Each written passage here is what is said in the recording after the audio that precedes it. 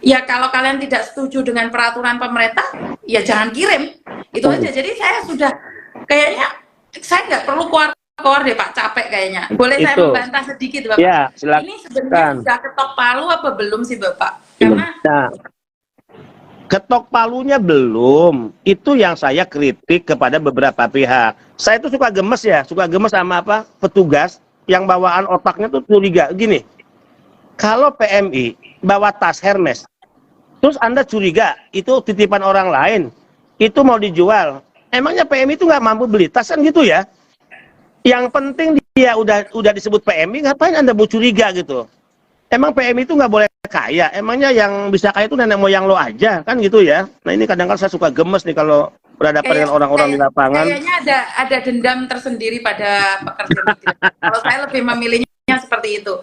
Jadi Iya, saya juga, tidak ya saya, memperdebatkan mereka karena kalau sudah dendam turun temurun ya apa-apa saya sih dilakukan itu salah. nggak dendam karena saya itu kan lahir juga dari keluarga miskin. Terus kalau kita miskin apa kita nggak boleh kaya gitu kan? Jadi dalam rapat itu berkembang kan gini.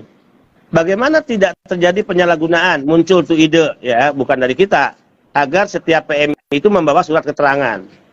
Loh kan kita bingung, surat keterangan apa, dari siapa? Kalau yang mengeluarkan itu dari instansi pemerintah, katakan dari luar negeri, misalnya dikeluarkan oleh Kemlu, perwakilan. Loh apakah kalau PMI yang mau pulang itu harus datang berbondong-bondong ke kantor perwakilan, minta surat keterangan, gitu kan? Penuh itu satu hari, penuh dalam satu minggu itu, ya.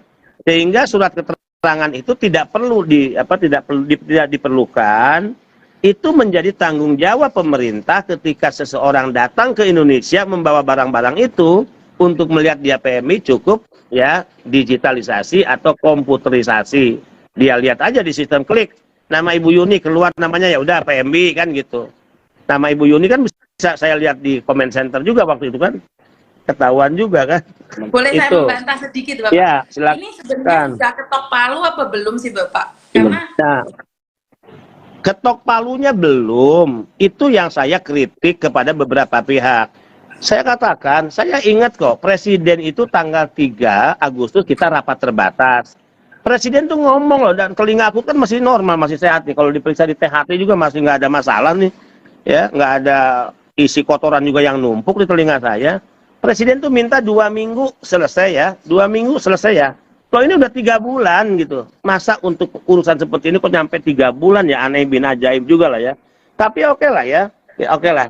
Artinya ini keputusan-keputusan yang sudah disetujui ya tinggal diundangkan. Istilahnya itu ya, proses revisinya tinggal diundangkan. Ya kita tunggu, kita desak lagi. Makanya saya minta PMI, ayo dong desak, speak up agar segera diundangkan, agar segera direvisi Permendagnya ya. Tapi poin-poinnya substansinya tadi yang saya sampaikan. Gitu Mbak Yuni. iya Bapak, jadi seperti yang saya katakan isu-isu semakin berat dan sekarang banyak sekali yang ditahan. Malah saya berpikir dengan kita mengajukan itu seolah kita malah mempersulit pengiriman Bapak, karena banyak sekali pengiriman yang ditahan.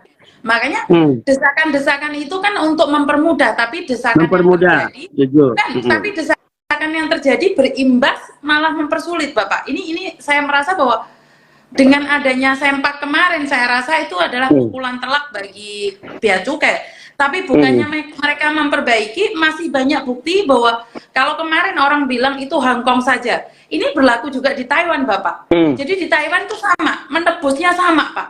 Cuma itu baju bayi dan selimut bayi masih baru, tapi bayi itu loh Pak, baju bayi berapa sih harganya? Dan ditebus dengan 821.000. Oke, itu untuk tekstil kalian melindungi pendapatan daerah, saya setuju. Tapi apakah memang benar-benar tidak bisa membedakan itu loh Pak? Saya tuh kadang-kadang geli dan saya sekarang sudah give up ya Pak ya. Saya tidak mau membahas lagi bea cukai. Apa yang saya lakukan adalah ya kalau kalian tidak setuju dengan peraturan pemerintah, ya jangan kirim. Itu aja. Jadi saya sudah kayaknya saya nggak perlu keluar deh Pak, capek kayaknya. Dan dibenturkan oleh peraturan yang iya bagus peraturan, tapi kan dipukul rata Bapak. Maksud saya Anda melindungi yang mana? Pertanyaan saya Anda melindungi yang mana? Kenapa kalau orang yang kaya kalian kasihkan amnesti ini, amnesti itu, giliran ini TKW Pak? Mau termasuk pulang tax aja harus amnesty gitu kan, orang-orang kaya ada tax amnesty gitu. betul. Tapi Ya. kenapa kami yang katanya pahlawan devisa, Hmm. jangankan amnesti, kirim sempak aja kena bea cukai. Saya sekarang give up, Pak. Saya sekarang Ya. udah capek. Saya rasa itu adalah omong kosong saja. Selalu dikatakan di dalam coklat ada tas branded, di dalam sempak ada tas branded. Kenapa kalian curiga? Kenapa tidak dibongkar? Jangan dikatakan itu jalur hijau. Jadikan jalur merah dan show up pada kami. Ini tas Ya. branded. Cungkil Ya. itu tas branded itu. Kalau harganya lebih mahal daripada punyanya artis, saya rasa itu palsu, Bapak. Banyak tas-tas branded itu KW, Bapak. Iya, paham. Jadi kekecewaan Nah itu tadi, ya tadi kekecewaan kita itu harus nggak tahu kita seperti apa, Bapak. Kita itu nggak tahu seperti apa. Bodoh amat sekarang saya. Ya tugas kita adalah jangan pernah berhenti dan merasa lelah untuk berjuang ya. Kalau perjuangan ini baru sebagian kecil kita dapatkan, hasilnya mudah-mudahan bagi generasi kita, teman kita, anak kita ke depan jika jadi pekerja ya bisa dinikmati sepenuhnya dari perjuangan ini kan gitu ya. Jangan pernah merasa lelah. Kemudian caranya adalah speak up terus, kita ributin terus.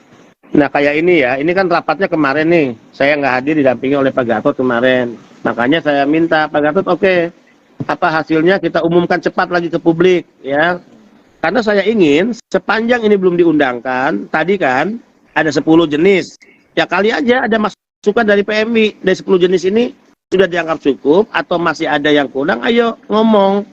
Ya kita tambah lagi di antara 10 jenis itu apa gitu kan, yang kita ingin mendapatkan relaksasi dari negara gitu ya, misalnya ya. Karena bagi saya begini, kalau negara ini membuat undang-undang, lalu undang-undang itu kan pertanyaannya untuk siapa? Untuk rakyat, bukan untuk nenek moyangnya para pejabat ya, bukan untuk mereka yang membuat undang-undang, tapi untuk rakyat. Ketika kita bicara spesifik undang-undang pertanian untuk siapa? Ya petani, ya tanya ke petani dong, apa kebutuhannya? Kalau kita mau membuat undang-undang tentang nelayan, ya tanya ke nelayan dong, apa kebutuhannya untuk diatur oleh undang-undang. Nah, kami juga menyampaikan ini, sebelum ini diketuk, ya ingin mendapatkan masukan. Ayo dong, para PMI ngomong gitu kan. Apakah 10 jenis barang ini cukup atau enggak? Atau ada lagi, oh Pak, tambah lagi mungkin satu ini, tambah lagi Pak dua ini, ayo. Keberanian speak up itulah yang sangat dibutuhkan, gitu Mbak Yuni.